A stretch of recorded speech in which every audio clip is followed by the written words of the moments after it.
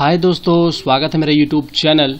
आज की इस वीडियो में मैं आपको इलेक्ट्रिशियन के थ्योरी पेपर जो आज का एग्ज़ाम हुआ था तो उस पर हम लोग आज डिस्कस करेंगे। तो जो लोग मेरे चैनल पे नए हैं या मेरे वीडियो को पहली बार देख रहे हैं, मेरे चैनल को ज़रूर सब्सक्राइब करें ताकि आपको इलेक्ट्रिकल से रिलेटेड ज़्यादा से ज़्यादा नॉलेज मिल सके। चलिए दोस्तों, आज के पेपर में आज हम लोग पहला क्वेश्चन देखते हैं। What should be the value of earthing resistance for a large value of power station? जो हमारे लार्ज पावर स्टेशन होते हैं, बड़े बड़े पावर स्टेशन होते हैं, वहाँ पर जो अर्थिंग की वैल्यू कितनी होती है? तो वहाँ पर जो अर्थिंग की वैल्यू होती है दोस्तों, वो हमारी 5 ओम की होती है। चलिए इसी तरीके से दूसरा क्वेश्चन देखते हैं। द अर्थ वायर और ground wire is made up of, जो हमारा अर्थिंग के लिए हम लोग जो वायर यूज़ करते हैं, अर्थ वायर या ग्राउंड वायर, वो जो है किस चीज़ का बना होता है? तो वो हमारा किस चीज़ का बना होता है? गैल्वेनाइज्ड स्टील का बना होता है। चलिए नेक्स्ट क्वेश्चंस की ओर चलते हैं। Carbon arc lamp are commonly used in, तो जो हमारे कार्बन आर्क लैंप होते हैं वो आजकल जो है सिनेमा लाइटिंग के पर्पस में इसका यूज़ किया जाता है। जहाँ सिनेमा घरों में वहाँ पर लाइटिंग प्रोवाइड कराने के लिए हम लोग क्या करते हैं? कार्बन आर्क लैंप का यूज़ करते हैं। चलिए नेक्स्ट क्वेश्चन देते हैं। Why sheath used in cables, तो हमारे केबल्स के बहुत सारे लेयर्स होते हैं, तो एक लेयर हमारा सीध भी होता है। तो ये जो सीथ है ये केबल में क्यों होता है, इसका क्या काम है? तो ये हमें क्या करता है? Provide ingress of moisture. तो हमारे क्या होगा, ये हमारे केबल्स में अंदर में मॉइस्चर ना जाए, ये मॉइस्चर से हमें क्या करता है? इस केबल को, ये आपके कंडक्टर को क्या करता है? प्रोटेक्ट करता है। चलिए उसके बाद हम लोग देखते हैं। In soldering the melting point of filler metal is, जो हम लोग सोल्डिंग करते हैं वहाँ पर जो फिलर मेटल होती है उसकी मेल्टिंग पॉइंट कितनी होती है? तो वहाँ पर उसकी मेल्टिंग पॉइंट जो है वो 420 डिग्री से एबव यूज़ करते हैं।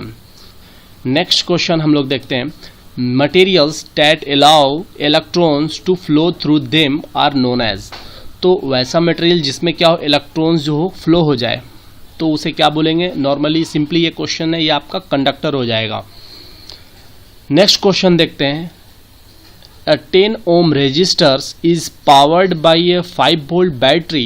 The current flowing through the source is, तो हमारा अगर हमारे पास 10 ओम का रेजिस्टर है और जो है वहाँ से सप्लाई कितने 5 वोल्ट की बैटरी से सप्लाई दी जा रही है, तो बताइए वहाँ पर जो है आपका कितने करंट फ्लो होगा? तो हमारे पास जैसा कि हमारे पास ओम्स लॉ का फॉर्मूला होता है V बराबर IR, तो यहाँ से हम लोग I बराबर क्या लिख देंगे?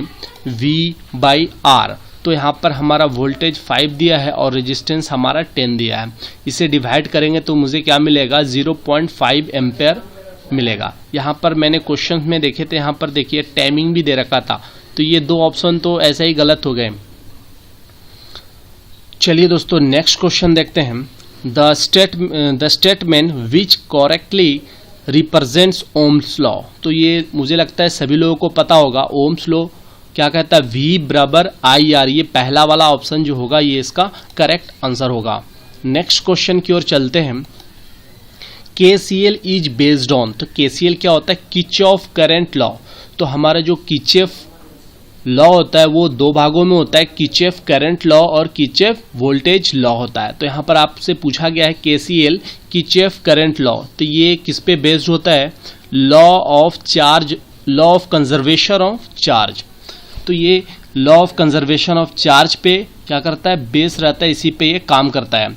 नेक्स्ट क्वेश्चन हम लोग देखते हैं। Nodal analysis is generally use to determine, तो नोडल एनालिसिस को हम लोग जो है जब सर्किट को इसमें हमें वहाँ पर वैल्यू निकालना पड़ता है, तो ये जो नोडल एनालिसिस है इसके थ्योरी से या इसके मीडियम से, इसके एनालिसिस से हम लोग क्या करते हैं? वहाँ पर हम लोग वोल्टेज निकालते हैं। तो ये सर्किट आता है, हम लोग एक सर्किट रहता है, वहाँ से हम लोग नोड से इक्वेशन बना के सॉल्व करते हैं, तो वहाँ पर हमारा क्या निकलता है? वोल्टेज की वैल्यू निकलती है। नेक्स्ट क्वेश्चन देखते हैं हम लोग। द मैग्नेटिक मटेरियल फॉलोज, जो हमारे मैग्नेटिक मटेरियल होता है इनमें से कौन सा लॉ को फॉलो करता है? तो यहाँ पर जितने भी मैग्नेटिक मटेरियल्स होंगे सभी में क्या होगा? फैराडे लॉ फॉलो कराया जाता है। ठीक है, चलिए नेक्स्ट क्वेश्चन देखते हैं। In India the electricity supplied at the frequency of. ये भी बहुत ही सिंपल क्वेश्चन था कि जो हमारे इंडिया में जो इलेक्ट्रिसिटी सप्लाई होती है उसकी फ्रीक्वेंसी कितनी होती है, कितने फ्रीक्वेंसी में होती है। तो हमेशा याद रखना आपको 50 हर्ट्ज में होता है। ओके, नेक्स्ट क्वेश्चन हम लोग देखते हैं। The form factor is the ratio of, the form factor is the ratio of the average value by RMS value या average value by peak value या RMS value by peak value या RMS value by average value. तो इसका correct answer क्या होता है? RMS value upon average value. तो RMS value upon average value, ये डी ऑप्शन जो है आपका सबसे करेक्ट आंसर हो गया। नेक्स्ट क्वेश्चन हम लोग देखते हैं। 3 resistance of 20 watt each are connected in series, their equivalent resistance will be। तो यहाँ पर बोल रहा है कि 20 वाट का जो है 3 रेजिस्टेंस, मान लो आपका 20 वाट का सपोज है आपका ये बल्ब है, तो वो तीनों जो है सीरीज में कनेक्ट है, एक ही लाइन में कनेक्ट है, ठीक है। तो उसमें आपको क्या बोल रहा है? Equivalent resistance. तो हम जैसा कि हम लोगों को पता है कि इक्वल रेजिस्टेंस में जब आपका सीरीज में रेजिस्टेंस लगा होता है तो वहाँ पर टोटल रेजिस्टेंस या इक्विवेलेंट रेजिस्टेंस का फॉर्मूला क्या होता है? डायरेक्ट सिंपली जुड़ जाता है। तो यहाँ पर हमारे पास 20 वाट 20 वाट 20 वाट, 3 20 वाट आ गया, तीनों को सिंपली जोड़ देना है। तो ये आपका 60 वाट जो होगा आपका करेक्ट आंसर होगा। नेक्स्ट क्वेश्चन देखते हैं।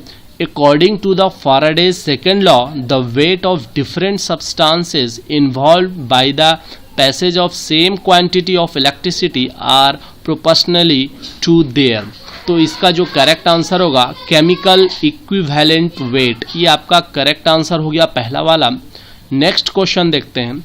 ए फैराडे बराबर कितना कूलम होता है? 1 faraday equal to how many Coulomb's?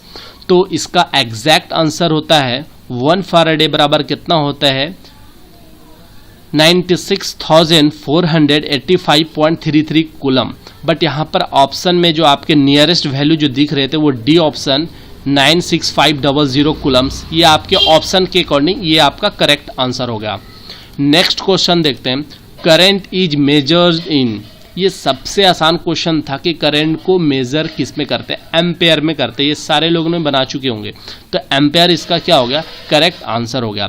Next question देखते हैं। The unit of luminous flux is, तो हमारे ल्यूमिनियस फ्लक्स जो होता है उसका जो यूनिट क्या होता है? उसका यूनिट जो होता है स्टी रेडियन इसकी यूनिट होती है। नेक्स्ट क्वेश्चन देखते हैं। Selection of fuse based on, जो हम लोग फ्यूज का सिलेक्शन करते हैं उसमें किस हिसाब से करते हैं? तो यहाँ पर दोनों ऑप्शन सही होगा, steady load and fluctuation load. तो यहाँ पर दोनों केस में क्या करते हैं हम लोग? फ्यूज को यूज करते हैं इसी के हिसाब से, जहाँ पर स्टेडी लोड हो और फ्लक्चुएटिंग लोड हो। तो यहाँ पर आपका C option both A and B correct answer हो गया। नेक्स्ट क्वेश्चन देखते हैं। फ्यूज वायर शुड पोसेस, तो जो आपका फ्यूज वायर होना चाहिए उसमें क्या होना चाहिए? आपका high specific resistance. High specific resistance ये आपका बी ऑप्शन में भी है, ए ऑप्शन में भी है। साथ ही साथ जो इसकी मेल्टिंग पॉइंट होनी चाहिए वो लो होनी चाहिए। तो ये बी जो ऑप्शन है ये आपका करेक्ट आंसर है। तो ये जो मैंने अभी तक क्वेश्चन दिए हैं लगभग 20 से 25 के आसपास क्वेश्चंस मैंने डाल पाए हैं, क्योंकि अगर मैं पूरा का क्वेश्चन डालूं तो कुछ ज़्यादा लंबा हो जाएगा। तो मैं अगला वीडियो जो नेक्स्ट पार्ट में आपको करके दे दूंगा। अगर दोस्तों मेरा वीडियो आपको अच्छा लगा हो लाइक ज़रूर करें, दोस्तों को शेयर करें। Thank you for watching my video. Good luck and have a nice day.